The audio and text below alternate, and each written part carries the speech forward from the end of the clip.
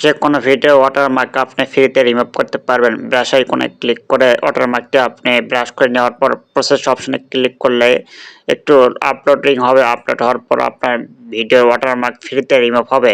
এই রিমুভ করার জন্য আপনার ফোনে ছোট্ট একটি অ্যাপস আপনার ফোনে ডাউনলোড করতে হবে। অ্যাপসটি ডাউনলোড করার জন্য আপনাকে আপনার ফোনের প্লে স্টোর ওপেন করতে হবে। ওপেন করে আপনাকে ভিডিও অবজেক্ট রিমুভার লিখে আপনাকে প্লে স্টোরে আপনাকে সার্চ করতে হবে। এখানে দেখতে পাচ্ছেন যে ভিডিও অবজেক্ট রিমুভার আপনাকে লিখতে হবে।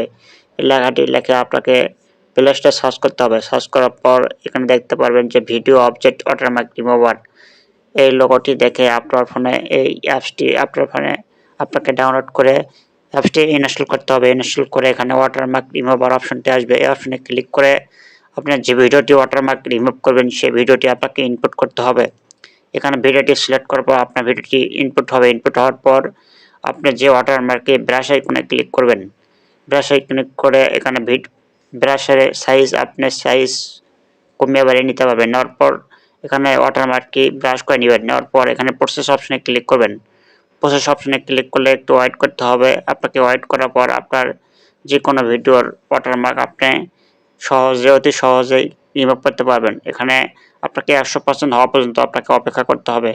অপেক্ষা করার পর আপনি দেখতে পারবেন ভিডিও ওয়াটারমার্ক রিমুভ হয়ে গেছে। এভাবে আপনি যে কোনো ভিডিও ওয়াটারমার্ক রিমুভ করতে পারবেন। সেভ অপশনে ক্লিক করলে অটোমেটিকলি আপনার ভিডিওটি গ্যালারিতে সেভ হবে। পরবর্তী সময়ে এরকম আরও গুরুত্বপূর্ণ ভিডিও পেতে চ্যানেলটি সাবস্ক্রাইব করে রাখুন।